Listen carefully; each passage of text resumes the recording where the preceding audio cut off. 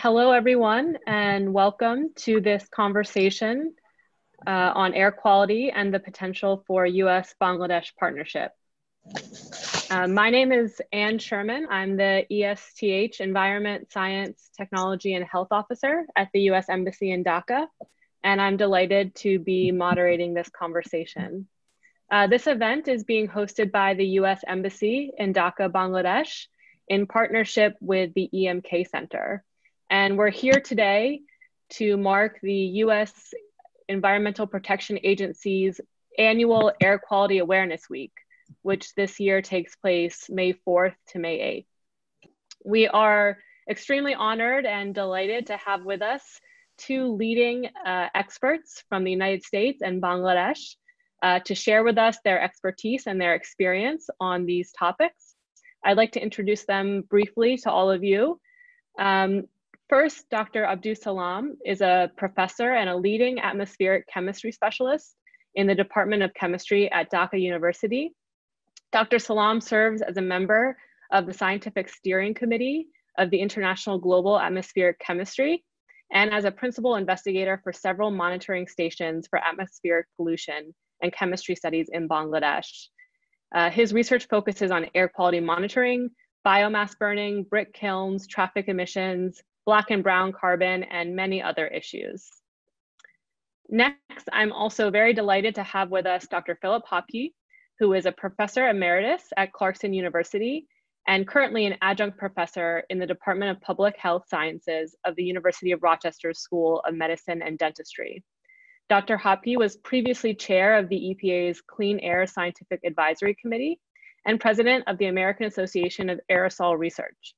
He also served as a consultant to the 2014 CASE project, which examined the contributions of Bangladesh's brickfields and transportation sector to the country's air pollution. We're very lucky to have such great experts with us. For this live event today, I will moderate a discussion between Dr. Salam and Dr. Hopke for about 30 to 40 minutes, and then we're going to turn to questions from all of you, our audience.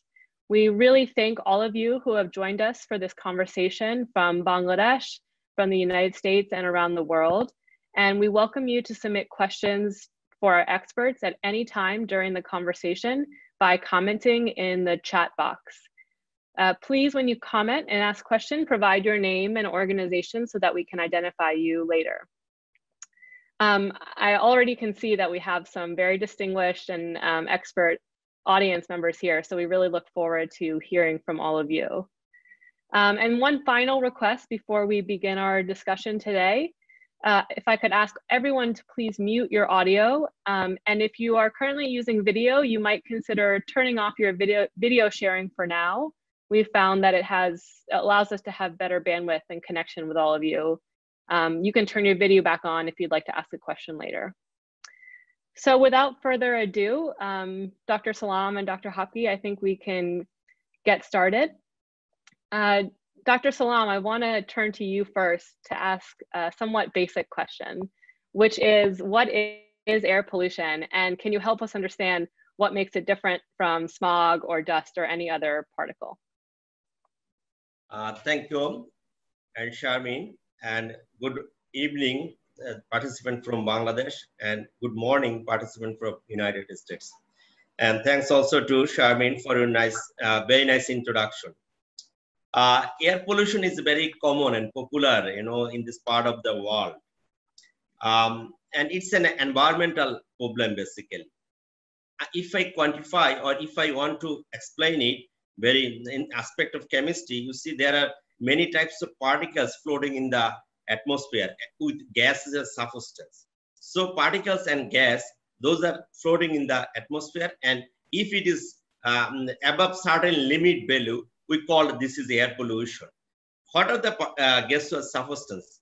Like sulfur dioxide, sulfur trioxide, nitric oxide, nitrogen dioxide, ozone, ammonia, and other organic gases. And what about the particles? There are many different types of particles like sulfate, nitrate, carbonaceous species like black carbon, organic carbon, elemental carbon, and different kind of trace metals like lead, arsenic, cadmium, and other chemical substances.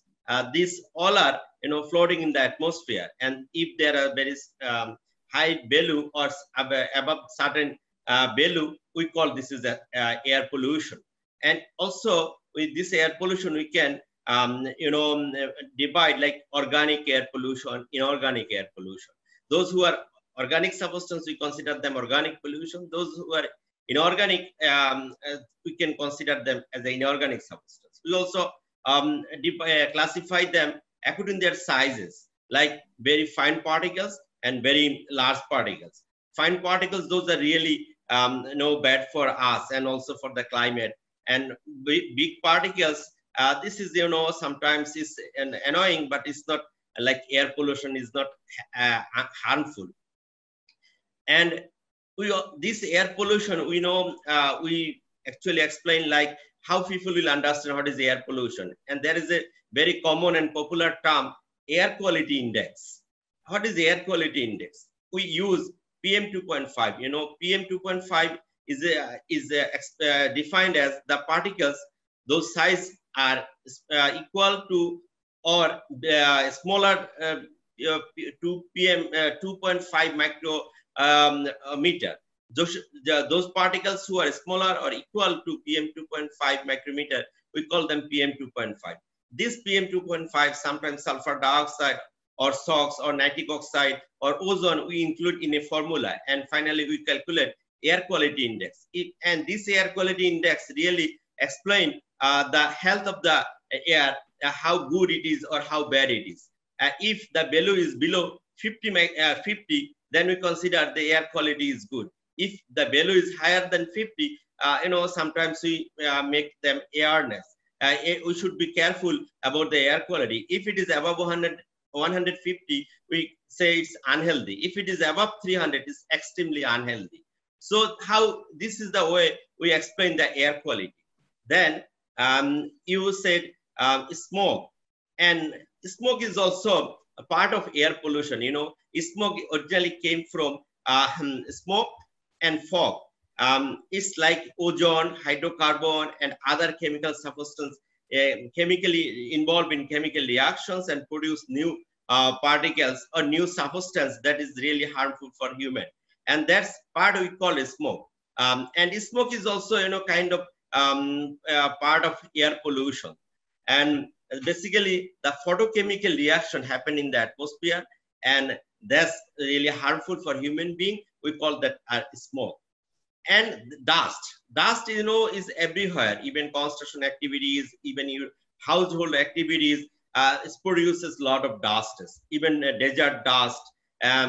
These dust sometimes are very big particles. Those are not so harmful for human being. But when it is smaller particles, like fine particles, that's harmful. And these dust also contain a lot of metals like arsenic, cadmium, lead, mercury, this kind of metals.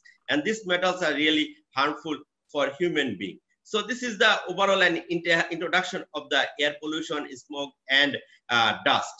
I think Professor Hopke can say something here too. Yeah, yes, Dr. Hopke, do you have anything to add? One of the other ways we can separate things are in terms of what are called primary and secondary air pollutants. Primary are things which come directly out of the smokestacks or the tailpipes of vehicles. Secondary are things which are formed in the atmosphere through chemical reactions. And at this point, the things we are most concerned about is particles, as Dr. Salam has just talked about, and then also ozone and other photochemical oxidants.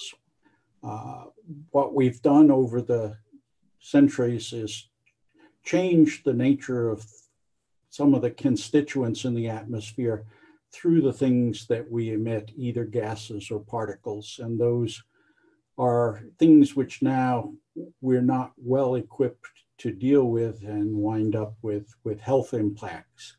And then there's also issues of things, particularly with ozone and plants and crop damage. And one of the things that's of concern is then loss of crop and food production through secondary pollutants like ozone. So, you know, we have a whole suite of things where we've qualitatively and quantitatively changed the atmosphere through a variety of human activities. And what we need to do now is to try and figure pathways to do what we need to do to live well, but not put so much bad material into the atmosphere. So a follow-up question for both of you. What do we know about the main sources of air pollution in Bangladesh? Dr. Salam, maybe you can start. Yes. We have many sources for air pollution in Dhaka as well as in Bangladesh. So I'm mentioning just major air pollutants in Dhaka as well as in Bangladesh. I think the number one is the traffic vehicle. We have a lot of traffic vehicle in the cities, and also there is a huge traffic jam. This produces a lot of air pollution in Dhaka, number one. Number two, industries. You know, our city is not so oil plant, so a lot of industry inside and nearby city. So these industries can contribute significantly to the bad air pollution in Bangladesh. And this industry, you know, brick kilns is the popular one, and rice parboil industry and other chemical and industries also contribute significantly to this air pollution.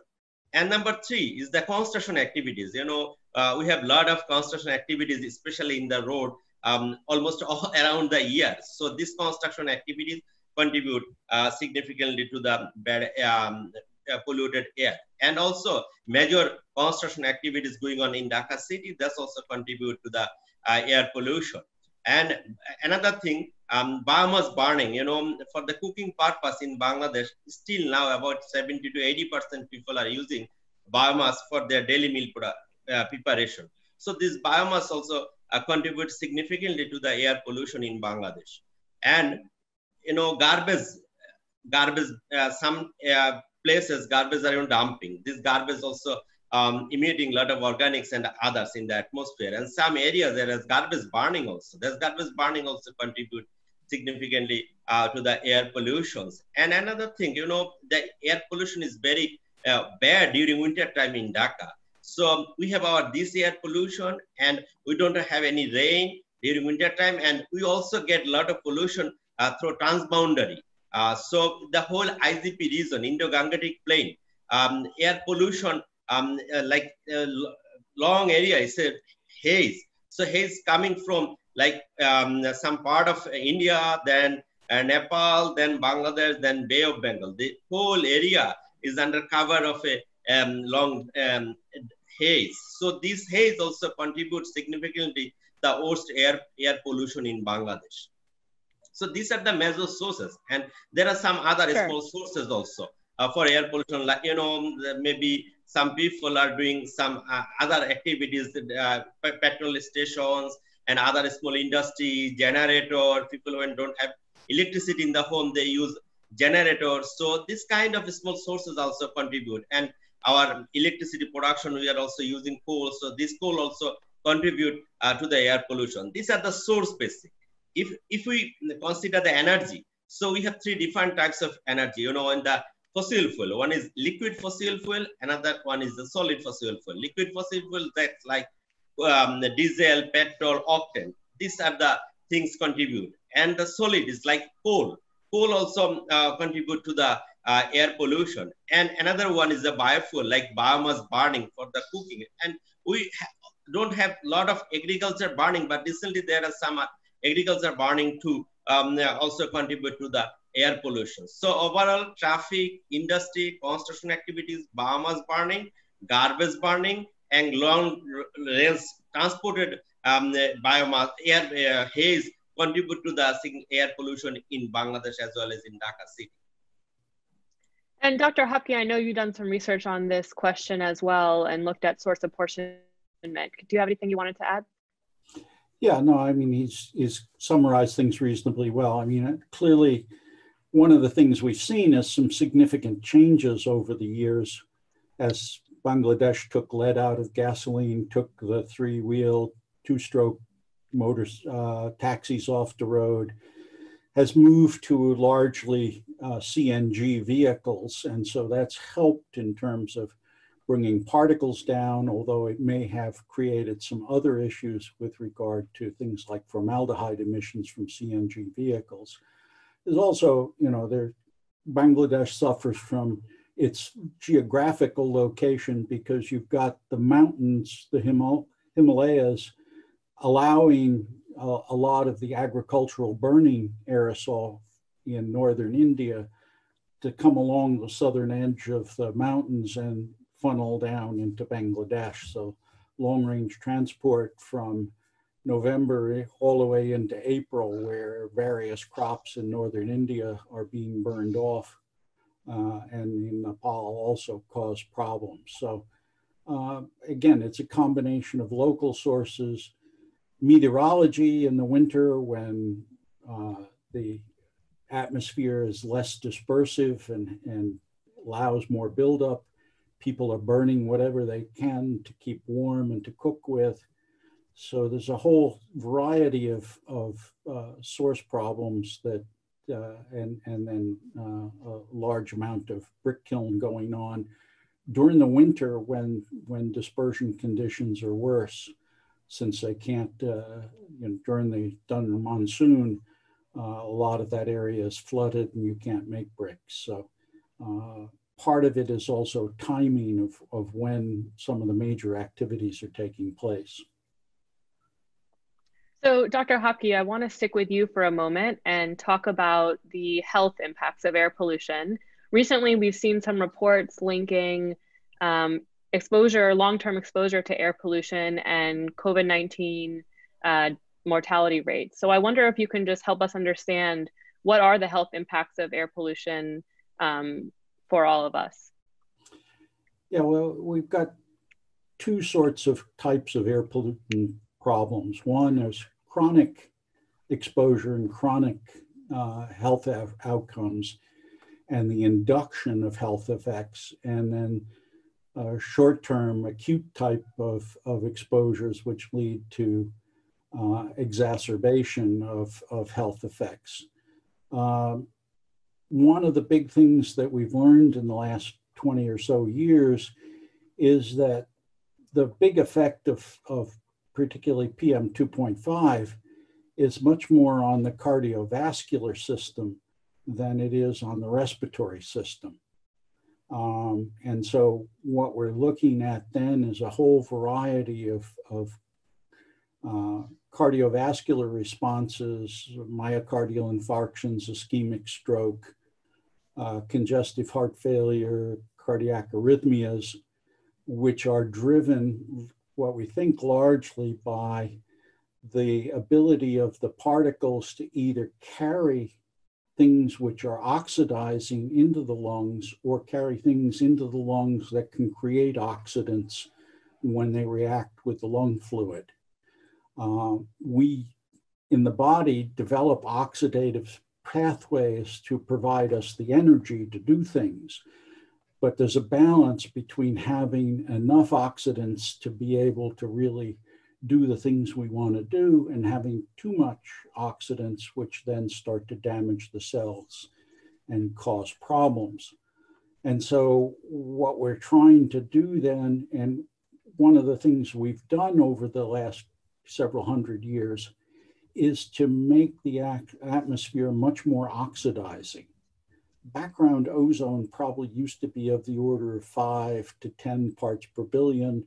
Background ozone now is more like 25 parts per billion. So although we're concerned about taking carbon dioxide from 275 to 400 ppm, we also need to be concerned about taking ozone up by factors of 3 or 4. And so that makes, we evolved in an atmosphere with particles. We have to have particles in the atmosphere, otherwise there's no precipitation. And obviously we need rain to grow the crops. But those were different types of particles. Those were mostly sodium chloride particles coming from sea salt and other kinds of similar things. Now we're making much more organic carbon compounds, which are oxidizing or could potentially form oxidants. And we are mobilizing transition metals, which also have oxidizing potential that can form oxidants through what are called Fenton-like reactions in the lung fluid.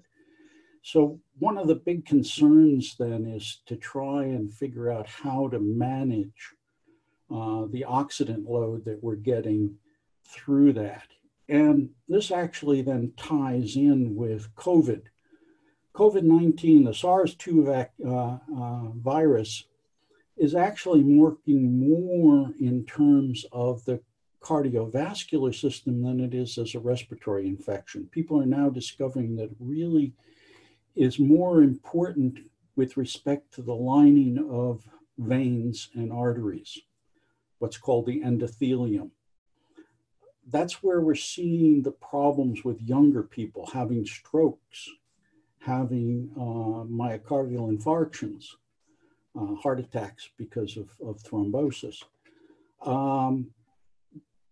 COVID actually reacts with a critical protein in the body, which would normally help to block some of the formation of oxidants in cells.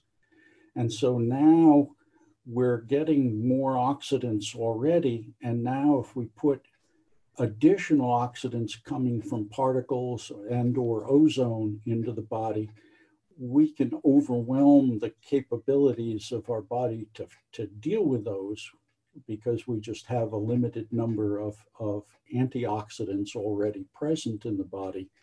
And that's what's causing a lot of the mortality in COVID, not so much the respiratory, but much more in terms of the cardiovascular. So Dr. Salam, I want to turn back to you and follow up with a related question to COVID-19, which is, I understand that Bangladesh has a nationwide shutdown right now.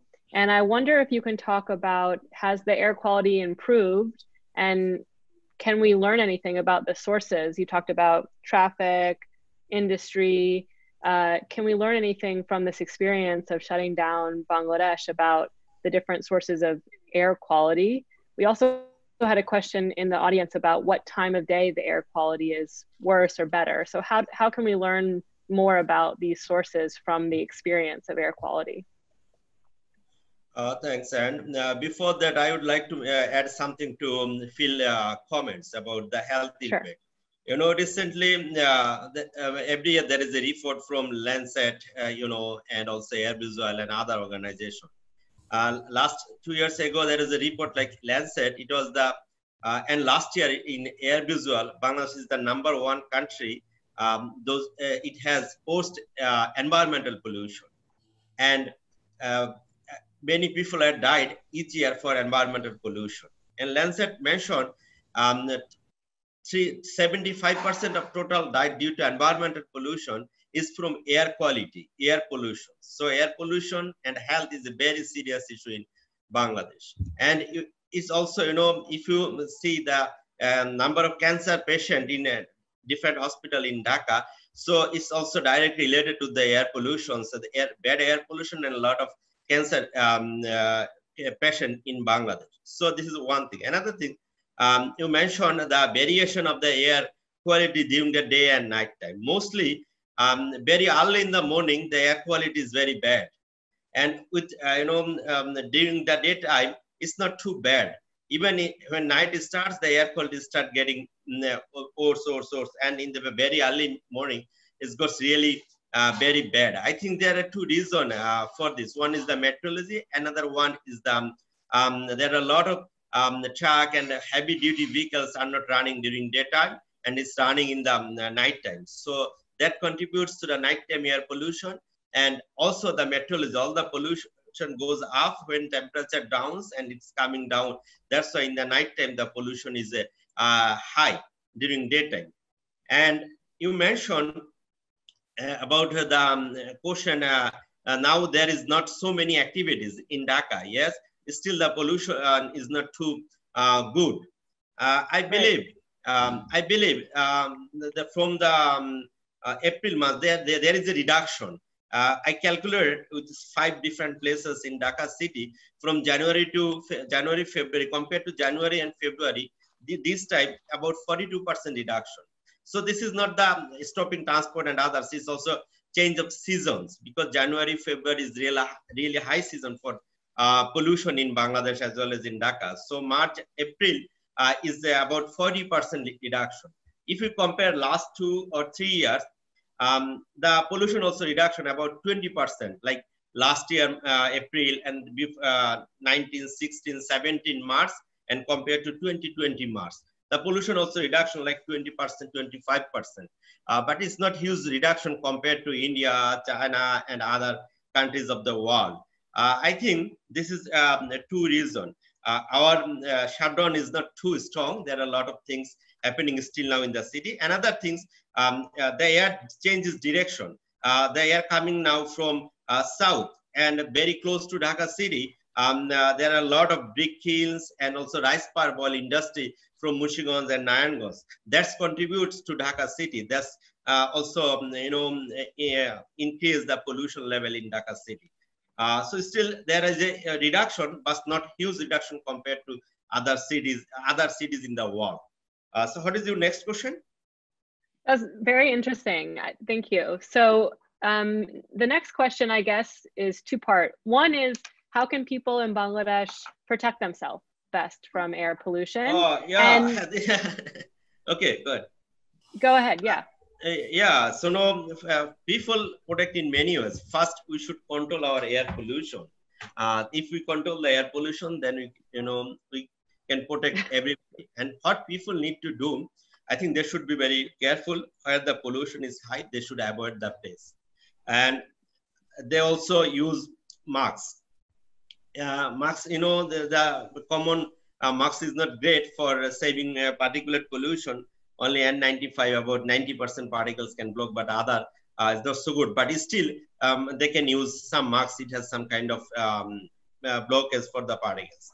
And they should use a filtering system inside the house. They can use a filter to clean their air. So, and also they can do some kind of physical activity to raise their immune system so that they can cope with the air pollution. So these are the things they need to do.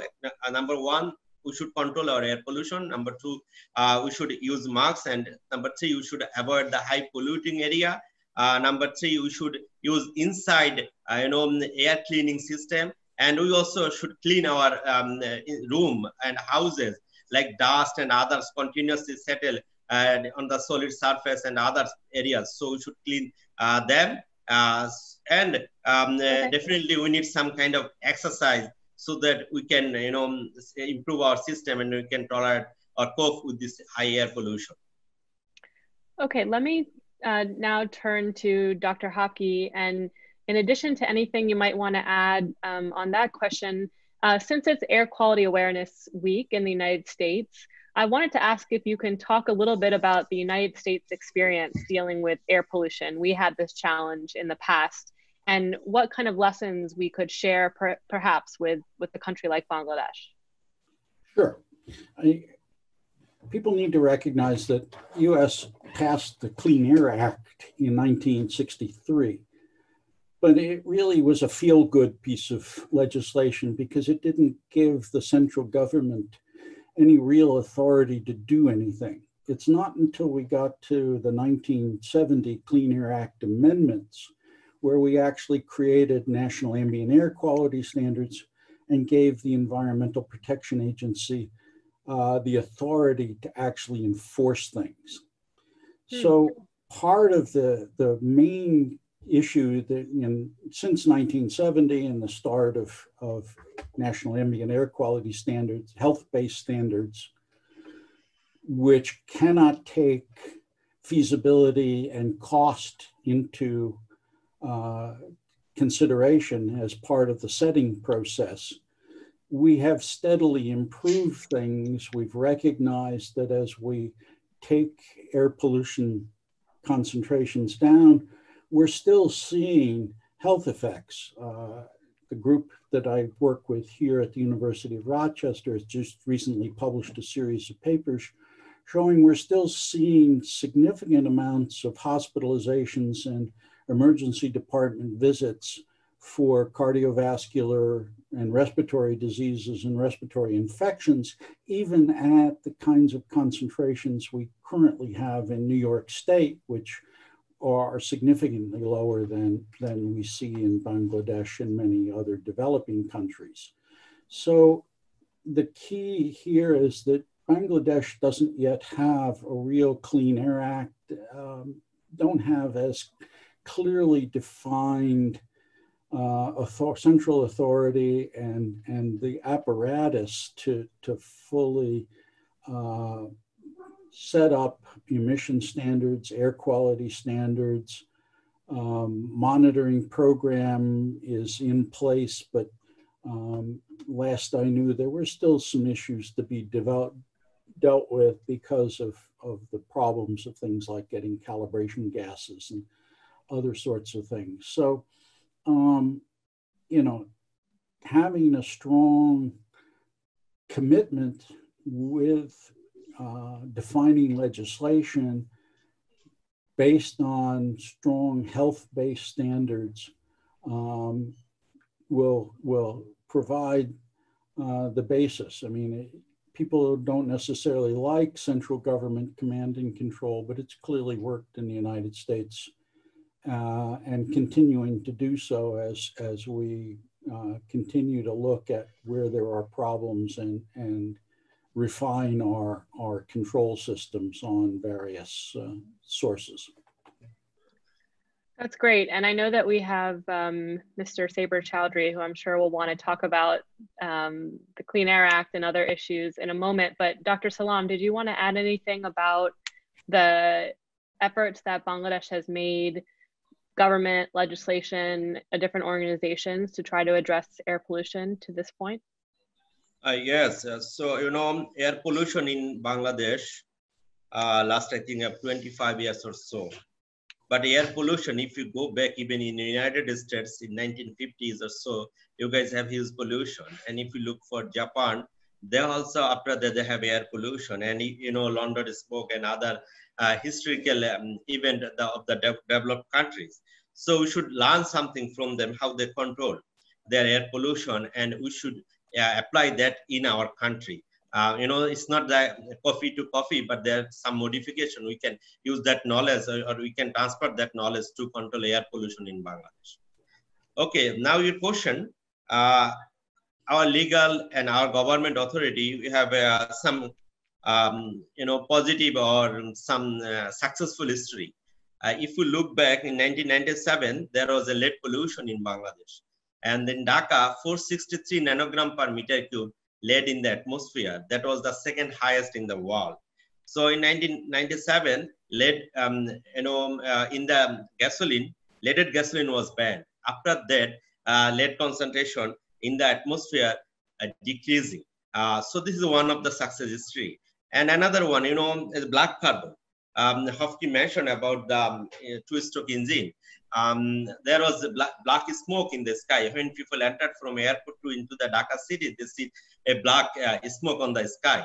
So we stopped that two-stroke engine and we also replaced that with a CNG. So now black carbon is less. At that time, black carbon was like up to 40 microgram per meter cube.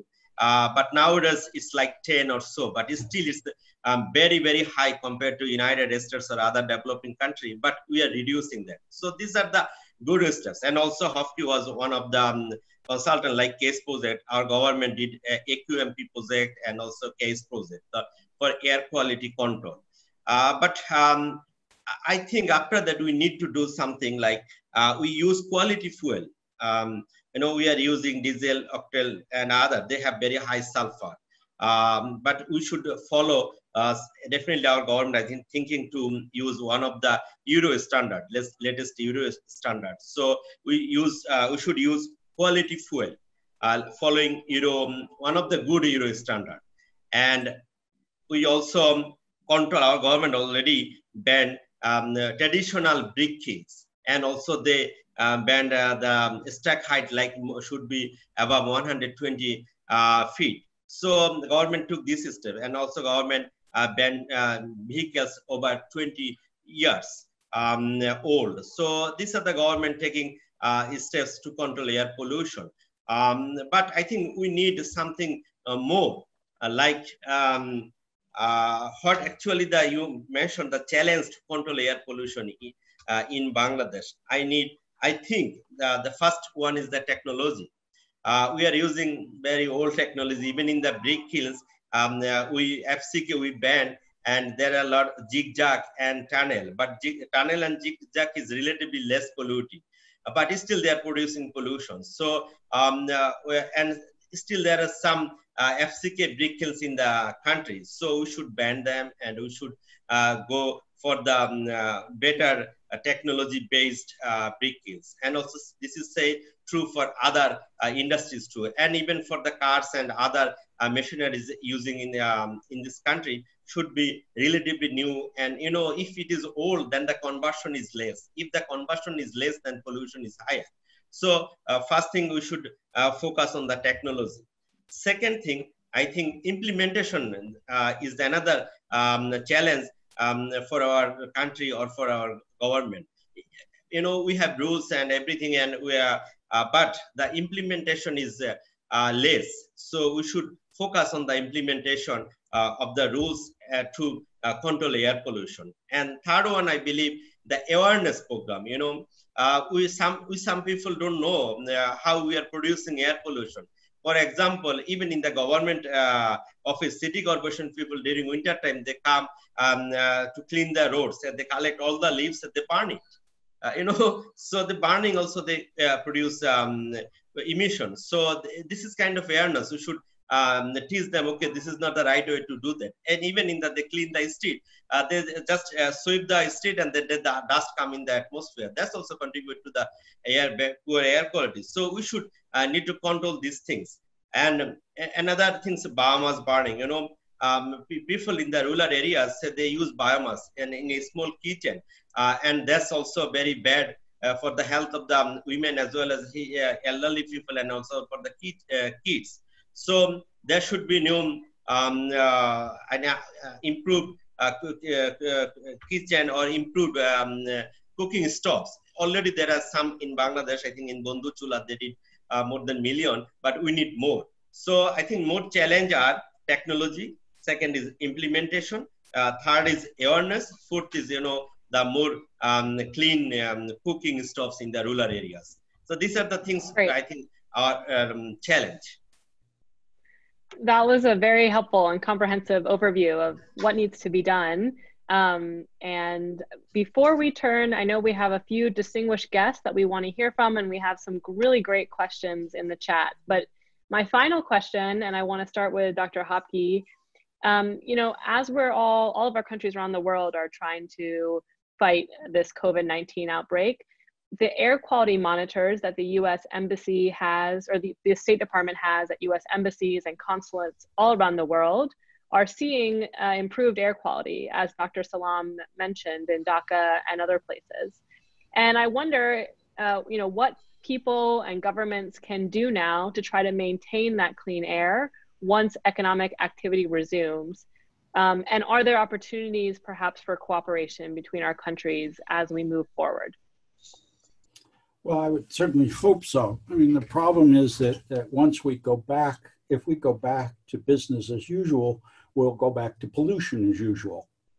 What we need to do is to look at how we can potentially change the nature of how we work. I mean, we've seen now that, for example, a lot of us can telecommute. We can work at home. We don't need to get in the car. We don't need to use as much of that energy and the resultant tailpipe pollution.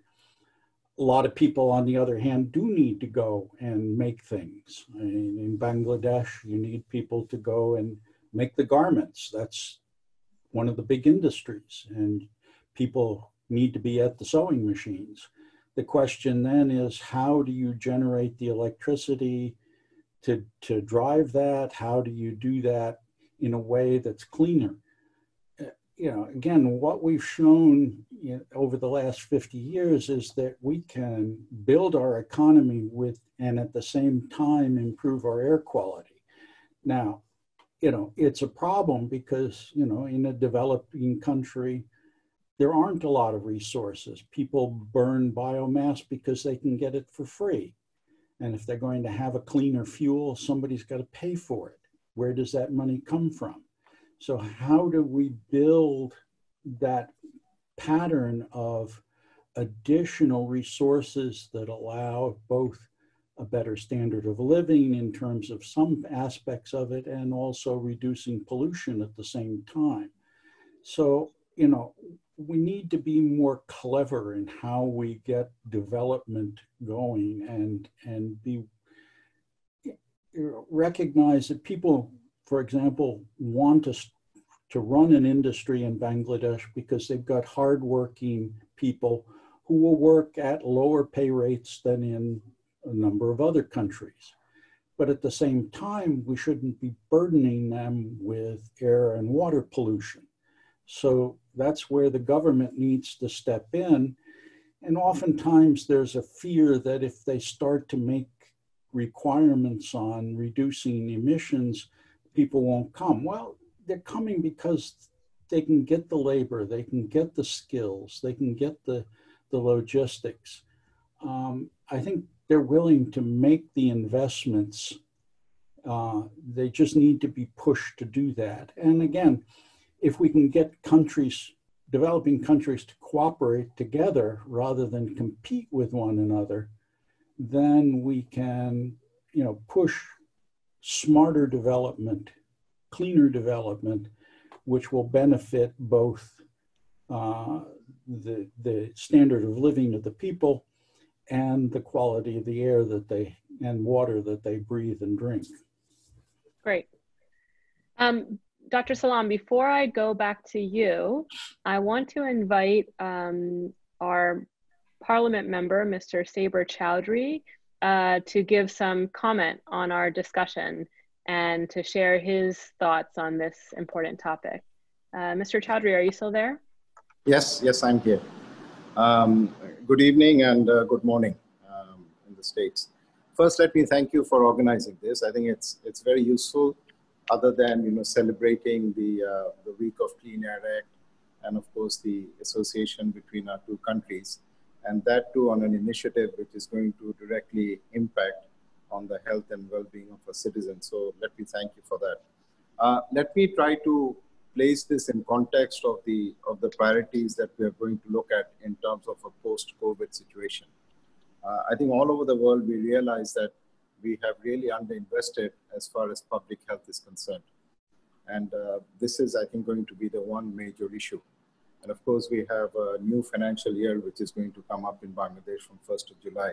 So I think the budget is one area where, you know, we from the committee are looking at actively in terms of how we can promote public health, certainly from the point of view of the environment. And the Clean Air Act or the bill that we now have, we were hoping that by now we could have brought it to the Parliament. The draft is quite at an advanced stage. And this is also one of the direct outcomes of the case initiative that we had. So some of the funds that were available from that project went into formulating a draft. The draft has been improved upon. We have looked at both outdoor and indoor air quality, which I think is very important in the context of Bangladesh. And you know, I'd be very happy to share a copy of the draft with you, and you can circulate. If there are any comments, then we can have them. Going to what Professor Salam and also Dr. Hopke were talking about, you know, we are aware that what are the main sources of air pollution in Bangladesh. When we looked at it at the Parliamentary Standing Committee, one of the challenges we had was to see to what extent the study that we had in 2014 was still relevant in 2020 in terms of, you know, what is the percentage of air pollution being caused by vehicles, what is being caused by the brick and the manufacturing industry, and what is being caused by construction. We really couldn't get an exact figure.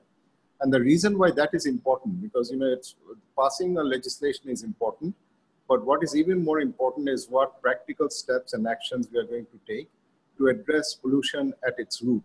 So if it's vehicles, then you look at what is the percentage. Okay, we have talked about improved fuel. What is the possibility of electric vehicles? So there's a whole range of options. When we are looking at construction, we've been in touch with the city corporation because Dhaka has a number of major construction projects, how we can do. So I think statistics and up-to-date data is going to be very, very important, because that is then going to shape specific policy responses that we can come up with.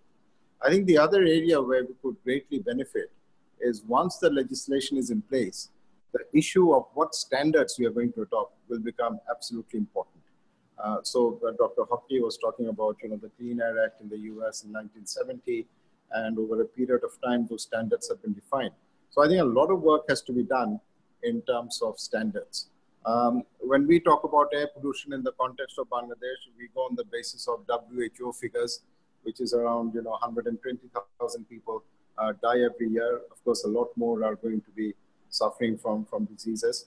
So I think the whole issue of air quality in context of public health and what other countries are doing, I think that's going to become very important, not just in context of COVID, and the implications in terms of the cardiac aspects that Dr. Hopke was talking about, but generally, how can we frame the imperative of air quality in context of a post-COVID situation?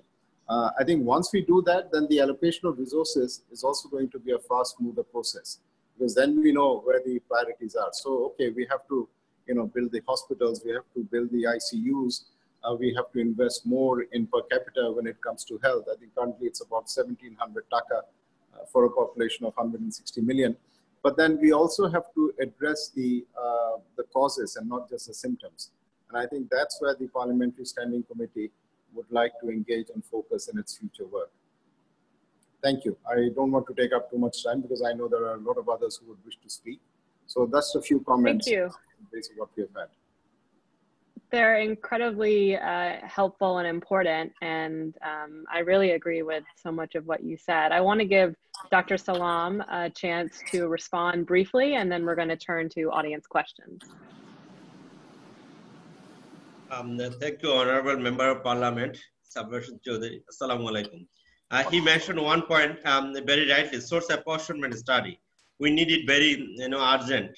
And Professor Hopke also did some source apportionment study a couple of years back in Dhaka. So we need to update that source apportionment study. We started actually to do some source apportionment study with Jamie, University of Wisconsin. Now he's very busy with COVID-19. So maybe we'll have some results soon. But I think government can initiate, through DOE, to do some kind of source apportionment study for our country. And before that, also government should do something, measurement. We have really a lack of quality data. We have some data from most of the really quality data we are really lack. So government can take some initiative for the quality data as well as source apportionment study.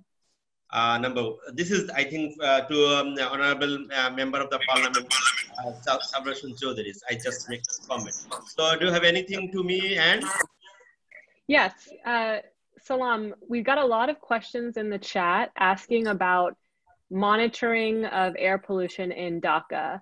And you just mentioned Dr. Jamie Shower. Actually, his colleague Ross Edwards is on the chat with us here.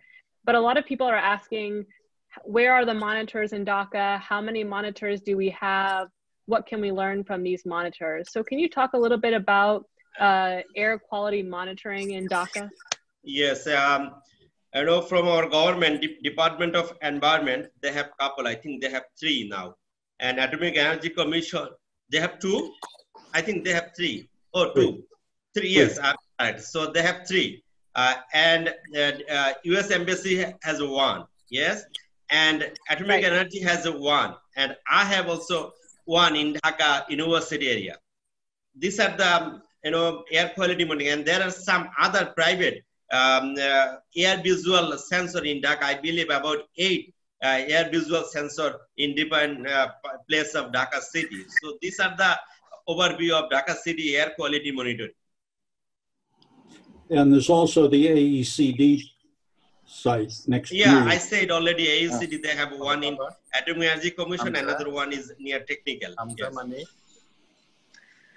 Okay, great. And we got a couple other questions about the issue that Salam, you raised about enforcement. Even if we have laws, sometimes they're not followed or not implemented. So what can we do in Bangladesh to improve coordination among agencies, to improve implementations of the different laws and policies that we already have? You know, implementation is totally difficult in our in Dhaka as well as in Bangladesh. This is completely government DOE and other implementing agency working in Bangladesh. They have to take really good steps. The report already Hopke mentioned air quality. I mean, air quality action plan or report is in the Parliament Steering Committee. That's also, I think, they have some thing in there to implement the air quality issues in Bangladesh.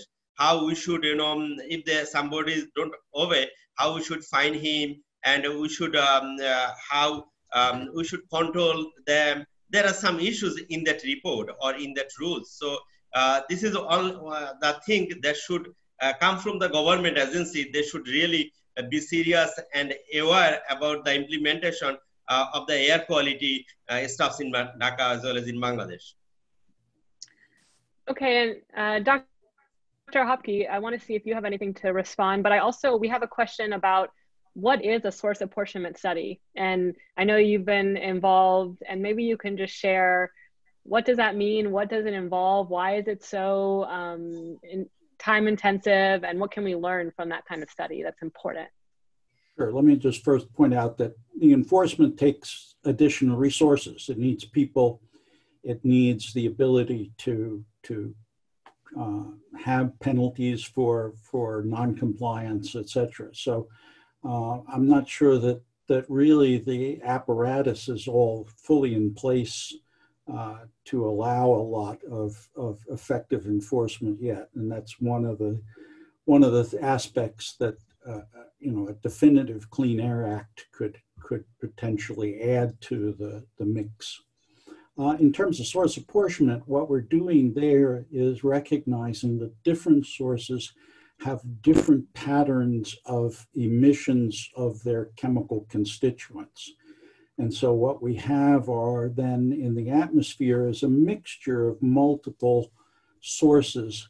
And what we can do is use the different patterns that are coming from different sources to separate them and estimate how much of the major sources are contributing to things like particulate matter.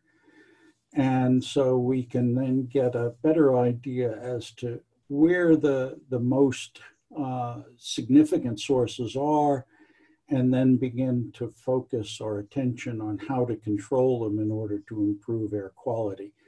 And doing subsequent source apportionments, we can then see whether in fact the policies we put in place to control a particular source have actually worked. Have we really reduced that? And we've seen that in the US, for example. We've seen very significant reductions in sulfate and nitrate and some of the primary organic carbon compounds due to a whole series of regulatory actions that have been taken over the last 20 years in the US. Great.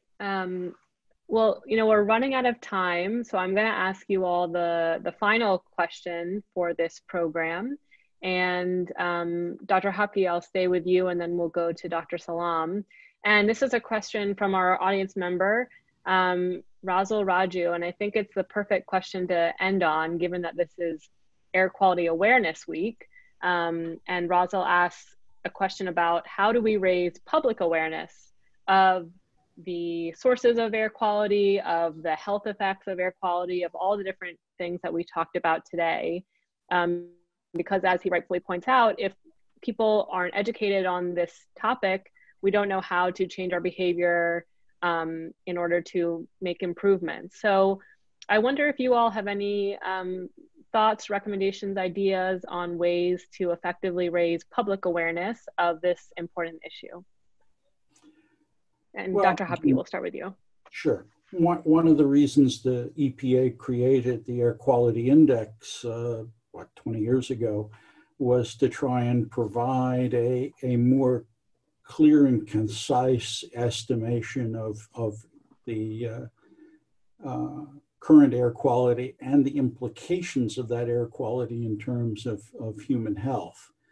And so then the question, I'm not sure how well that's publicized in Bangladesh. You know, do the newspapers and the TV stations provide today's AQI is, along with the weather forecast?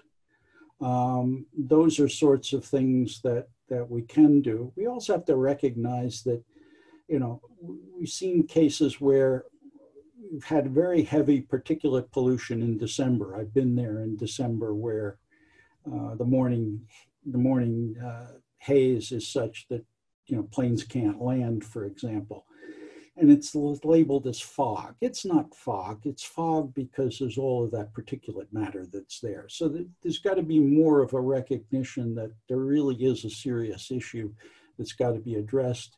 And it's got to be addressed collectively by both the government, industry, and the people of Bangladesh. Great, thank you. Dr. Salam. Yes, I think Hopke is rightly mentioned about the air quality index. We should, make it online. Nowadays, every city of Bangladesh, DOE and other also have some monitoring stations. So we can calculate the AQI and we can make it AQI. So if it is online, then people will learn or see how bad the air is. So it's the one way to make it popularize, and also people can make themselves aware. If the air is bad, so they will take some action. If it's not, then if it is okay, then they will do their regular activities. So AQI is one of the important things that can be online every day or every hour, so that make an public awareness. Another things we can make the media, nowadays in the media in Bangladesh, they are very active, so they can do it frequently and make it more popular. And another things we can observe many days, like Ozone Day, Environment Day, and other days, among the mass people. So it's also make awareness among the people. Okay, this is an issue and air pollution. So in this way, we can make it more popular and also make aware our people. Thank you. Thank you so much. I wish we could go on for a lot longer. We have so many interesting questions, and this has been really a really enlightening conversation. But unfortunately, our time has come to a close today. We will save all the questions we received from the chat, and we will try to follow up. I have provided my email address in the chat. It's sherman.an@state.gov. You're welcome to email me anytime. Dr. Hopke has also shared his email address. All of us are happy to be in touch with you all. I also want to flag that the U.S. Embassy, as Dr. Salam mentioned, has an air quality monitor at our embassy, and every single hour we tweet out the air quality index on a Twitter feed, and that Twitter is @Dhaka_air. So if you're interested and you want to know what the air is, we hope you'll follow us. And just to close, I really want to thank Dr. Salam, Dr. Hopke so much for your time, for sharing all of your insight and expertise with us. This has been a great conversation. I want to sincerely thank my colleagues at the Embassy in the Public Affairs section, and also the EMK Center, our great partners there who have done a lot of work to put this great event together. And finally, I just want to thank everyone who joined our conversation today and contributed. We want to wish everyone a very happy Ramadan, and we hope everyone will stay safe and healthy during this during this challenging time. And we, of course, hope that you will join us for another event very soon. So thank you all very much, and good evening, good morning. See you again soon.